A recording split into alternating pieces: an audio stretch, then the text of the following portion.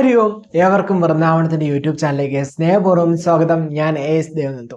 ഇന്ന് നമ്മൾ സംസാരിക്കുന്നത് നമ്മുടെ ആഗസ്റ്റ് മാസഫലമാണ് 2025 കേട്ടോ. അധികം താമസിക്കില്ല, വീഡിയോയിലേക്ക് കിടക്കാം. ഒരു വീഡിയോയുടെ എങ്കിലും എന്താ പൂർണ്ണമായിട്ട് കാണാൻ ശ്രദ്ധിക്കുക കേട്ടോ. ആ വീഡിയോയുടെ അവസാന ഭാഗം കൂടി കാണാൻ ശ്രദ്ധിക്കുക. അതുപോലെ തന്നെ രാശിയുടെ മാത്രമല്ല നമ്മുടെ ലഗ്നവും കൂടി എടുത്ത് കാണണം കേട്ടോ. അതെന്താണൊക്കെ വീഡിയോയുടെ അവസാനം പറയുന്നുണ്ടാവും. അതുപോലെ തന്നെ നമ്മുടെ കോഴ്സിന്റെ കൂടുതലായിട്ടുള്ള വിവരങ്ങൾ നമ്മുടെ എൻഡിലുണ്ടാവും കേട്ടോ. അതുപോലെ നമ്മുടെ ചാനൽ ആദ്യമായിട്ട് കാണാനല്ല, ഇതുവരെ സബ്സ്ക്രൈബ് ചെയ്തില്ലെങ്കിൽ സബ്സ്ക്രൈബ് ചെയ്ത് സപ്പോർട്ട് ചെയ്യാൻ തൊട്ടടുത്ത് തന്നെ ബെല്ലൈക്കൺ അമർത്തുക കേട്ടോ. അധികം താമസിക്കില്ല, വീഡിയോയ്ക്ക് കിടക്കാം. അടുത്ത ഇടവരാശിയാണ് അല്ലെ. കാർത്തിക, മുക്കാളി, രോഹിണി, മകേരം വരെ അടങ്ങുന്ന 2 നക്ഷത്രമാണ് ഇടവരാശി എന്ന് പറയുന്നത്. ഇടവരാശി അതായത് ഇടവലഗ്നക്കാർക്കും കാണാവുന്ന രീതിയിലാണ് വീഡിയോ പേപ്പർ ചെയ്തേക്കുന്നത്. അപ്പൊ ഇടവരാശിക്കാർക്ക് ഈ ഒരു ആഗസ്റ്റ് മാസം എങ്ങനെയുണ്ട്, ഈ 2025 ഈ ഒരു വർഷക്കാലം അല്ലെങ്കിൽ ഈ ഒരു വർഷത്തിലെ ഈ ആഗസ്റ്റ് മാസത്തിൽ നമുക്ക് എങ്ങനെയുണ്ട് നമുക്ക് നോക്കാം അല്ലെ. നിങ്ങൾക്ക് നോക്കിക്കഴിഞ്ഞാൽ ശനി എന്ന് പറയുന്ന വക്രത്തിൽ വന്ന സിറ്റുവേഷനാണ് 11. ശനിയുടെ വക്ര വീഡിയോ കൃത്യമായിട്ടുള്ള ഇട്ടുണ്ട്, കാണാത്തവർ കാണുക കേട്ടോ. അപ്പം നിങ്ങൾക്ക് ഈ പൊതുവെ നോക്കിക്കഴിഞ്ഞാൽ നമുക്ക് ഗുരുവായിട്ട് യോഗം ചെയ്താണ് നമ്മുടെ രാശിനാഥൻ നിൽക്കുക 2 അല്ലെ. നമ്മുടെ രാശിനാഥൻ ശുക്രനാണ്.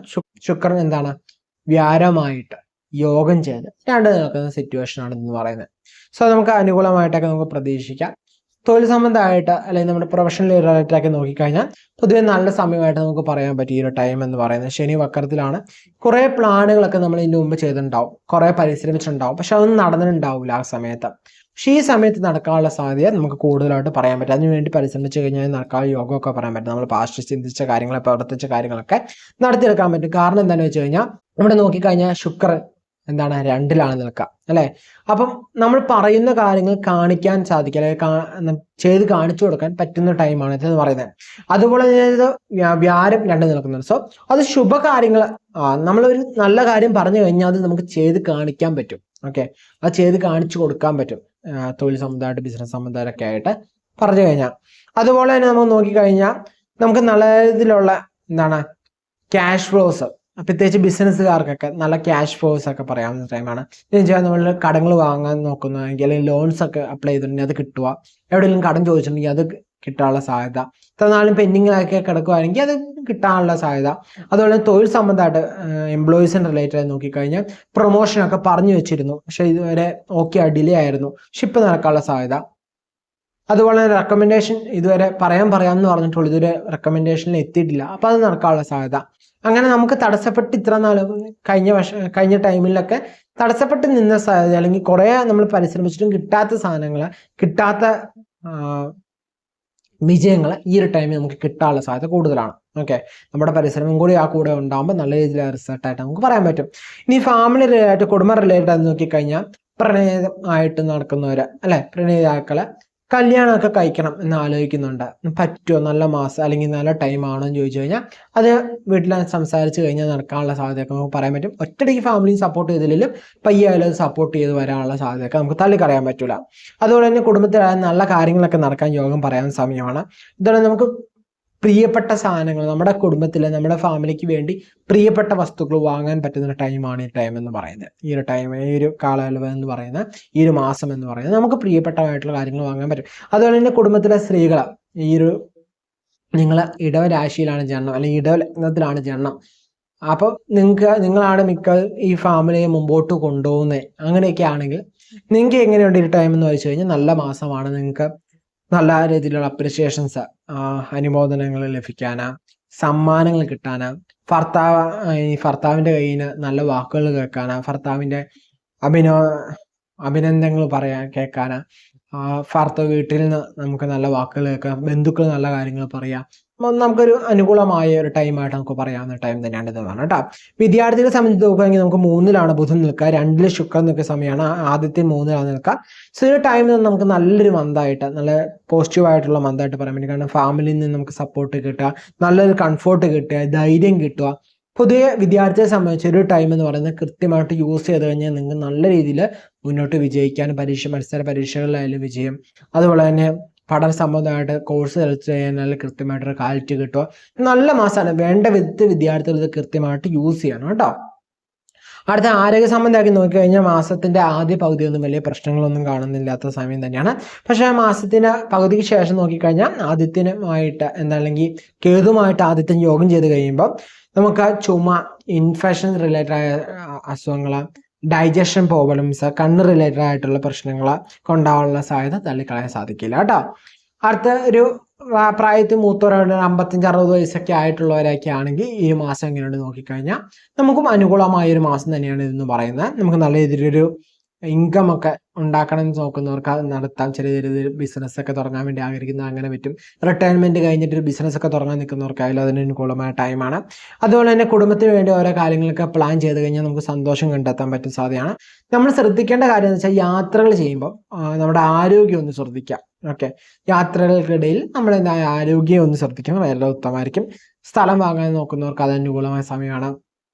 വാഹനം വാങ്ങാൻ നോക്കുന്നവർക്ക് അത് അനുകൂലമായ സമയമാണ്.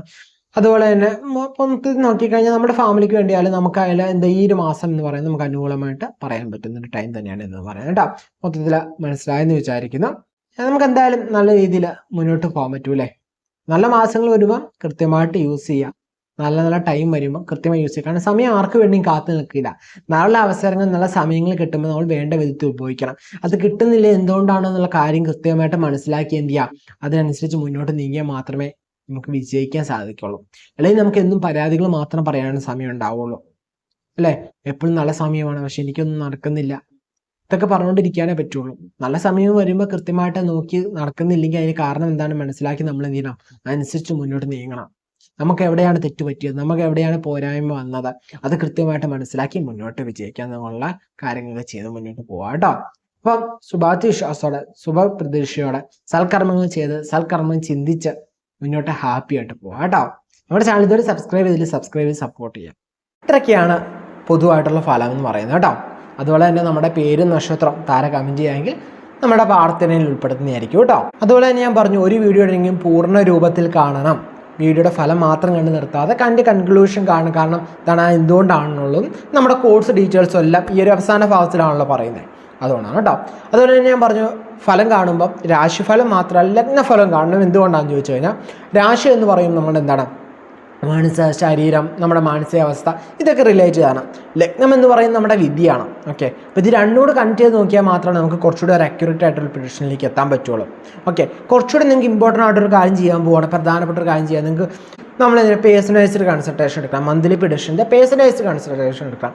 അന്നേരം മാത്രമാണ് നമുക്ക് എന്താണ് കുറച്ചുകൂടി ഡീറ്റെയിൽ ആയിട്ട് മനസ്സിലാക്കാം. കാരണം ഒരു വ്യക്തിയുടെ ജാതകത്തിൽ ഓരോ വ്യക്തിയുടെ ജാതകത്തിൽ വ്യത്യാസം വരുന്നുണ്ട്. അതുപോലെ തന്നെയാണ് അവർക്ക് നടത്തുന്ന ദശ വ്യത്യാസം വരുന്നുണ്ട്, ദശാനാഥന്മാർ വ്യത്യാസം വരുന്നുണ്ട് അല്ലേ. അപ്പോൾ എന്താണ്, നമ്മുടെ ജാതകത്തിൽ ഓരോ ഗ്രഹങ്ങളും നിൽക്കുന്ന എവിടെയാണ്, നമ്മുടെ ജാതകവും ഇപ്പോഴത്തെ ഗ്രഹസ്ഥിതിയും എങ്ങനെയാണ് ബന്ധപ്പെട്ടിരിക്കുന്നത് നമുക്ക്. അതുപോലെ തന്നെ ഇപ്പം അനുകൂലമായ ദശാകാലമാണോ, നമുക്ക് പ്രതികൂലമായ ദശാകാലമാണോ, അതുപോലെ തന്നെ ദശാനാഥന് ബലമുണ്ടോ, ലഗ്നത്തിന് ബലമുണ്ടോ, ഇതെല്ലാം നോക്കിയിട്ട് വേണം നമുക്ക് എന്താണ് ഒരു പർട്ടിക്കുലറായിട്ട് നമുക്ക് മാത്രമായിട്ടുള്ള പ്രഡിക്ഷനിലേക്ക്. ഇതൊരു പൊതുവായിട്ട് എന്താണ് കാണുന്ന എല്ലാവർക്കും ഏകദേശം ഒരു കണക്റ്റ് ആവുന്ന രീതിയിലുള്ള പ്രഡിക്ഷനാണ് അല്ലേ. ഒരു കോമൺ പ്രഡിക്ഷൻ പോലെ ഉണ്ടാകും, നമുക്ക് ഒരിക്കലും എത്ര അക്യുറേറ്റ് ആയിട്ട് ഉണ്ടാക്കിയെടുക്കാൻ പറ്റൂല. ഓക്കെ, കാരണം ഓരോരുത്തരുടെ ജാത വ്യത്യാസം അനുസരിച്ച് വ്യത്യാസമായിട്ടുള്ള ഫലങ്ങൾ മാറ്റി ഇടാൻ പറ്റില്ലല്ലോ. സോ നമ്മൾ കോമൺ പ്രഡിക്ഷൻസ് ആണ് എല്ലാവരും ചെയ്യുന്നത്. അതിൽ എല്ലാവരും എന്താണ് അതിൽ പറയേണ്ട അവർക്ക് സ്വയം ഫീൽ ആവുന്ന ഇമ്പോർട്ടൻ്റ് ആയിട്ടുള്ള ഫാക്ടേഴ്സാണ് ഷെയർ ചെയ്യാൻ. ഓക്കെ, അതുപോലെ തന്നെ ഞാൻ പറയാറുണ്ട്, വീഡിയോ കാണുമ്പോൾ നമ്മുടെ ലോജിക്കും കൂടി ചിന്തിച്ച് മാത്രമേ തീരുമാനങ്ങൾ എടുക്കാൻ പാടുള്ളൂ. ഞാൻ തുടക്കം തൊട്ട് പറയുന്നതാണ്, നമ്മൾ വീഡിയോയുടെ പ്രഡിക്ഷൻ കാണുമ്പോൾ ഭയപ്പെടാനോ നമുക്ക് സന്തോഷം വരാനോ അല്ല, നമുക്ക് ഒരു സിഗ്നൽ പോലെയാണ്, ഒരു സൈൻ ബോർഡാണ്. അത് അനുസരിച്ച് ശ്രദ്ധിച്ച് മുന്നോട്ട് പോയാൽ നമുക്ക് സുരക്ഷിതമായിട്ട് മുന്നോട്ട് എത്താൻ പറ്റും, നല്ല രീതിയിൽ എത്താൻ പറ്റും. വേണ്ട കരുതലുകൾ എടുക്കുക, ലോജിക്കായിട്ട് ചിന്തിക്കുക. ഓക്കെ, ഒരാളൊരു കാര്യം പറഞ്ഞു കൊടുത്താൽ അത് കണ്ണും പൂട്ടി വിശ്വസിക്കാതെ എന്തുകൊണ്ടാണ് ഇങ്ങനെയാണ്, അത് ഓട്ടോമാറ്റിക് ലോജിക്കലും കൂടി ചിന്തിക്കുക. അപ്പോൾ മാത്രമേ നമുക്ക് എടുക്കാൻ തീരുമാനം പക്കയാവുള്ളൂ. ഓക്കെ, സെറ്റ് ആവുള്ളൂ. അപ്പോൾ ആ രീതിയിൽ തീരുമാനം എടുത്ത് മുന്നോട്ട് പോകണം കേട്ടോ. അടുത്ത നമ്മുടെ കോഴ്സിൽ ഡീറ്റെയിൽസ് അതൊപ്പം തന്നെ നമുക്ക് പറയാവുന്നതാണ്. നമുക്ക് പവേഴ്സ് ക്ലബ്ബ് എന്ന കൂട്ടായ്മയുള്ള കാര്യം തുടർച്ചയായിട്ട് കാണുന്നവർക്കരെ പുതിയതായിട്ട് അറിയുന്നുണ്ടെങ്കിൽ നമുക്കൊരു പവേഴ്സ് ക്ലബ്ബ് എന്ന് പറഞ്ഞൊരു കൂട്ടായ്മയുണ്ട്. നമ്മുടെ വാട്സപ്പ് കൂട്ടായ്മയാണ്. അതിലെന്താണെന്ന് വെച്ച് കഴിഞ്ഞാൽ അങ്ങനെ ചുമ്മാ വാട്സപ്പ് മെസ്സേജുകൾ വന്ന് ചുമ്മാ എന്നറിയുന്നൊരു ഗ്രൂപ്പല്ല. ഇമ്പോർട്ടൻ്റ്, അത് അഡ്മിൻ ഉള്ള ഗ്രൂപ്പാണ്. മാക്സിമം ടൈം അഡ്മിൻ ഉള്ളിയാണ്. അതെന്തെങ്കിലും പോള് അങ്ങനത്തെ കാര്യങ്ങളൊക്കെ വരുമ്പോഴാണ് അത് ഓപ്പൺ ആക്കി കൊടുക്കുക. ഓക്കെ, മിക്ക സമയം അഡ്മിൻ ഉള്ളി തന്നെയായിരിക്കും.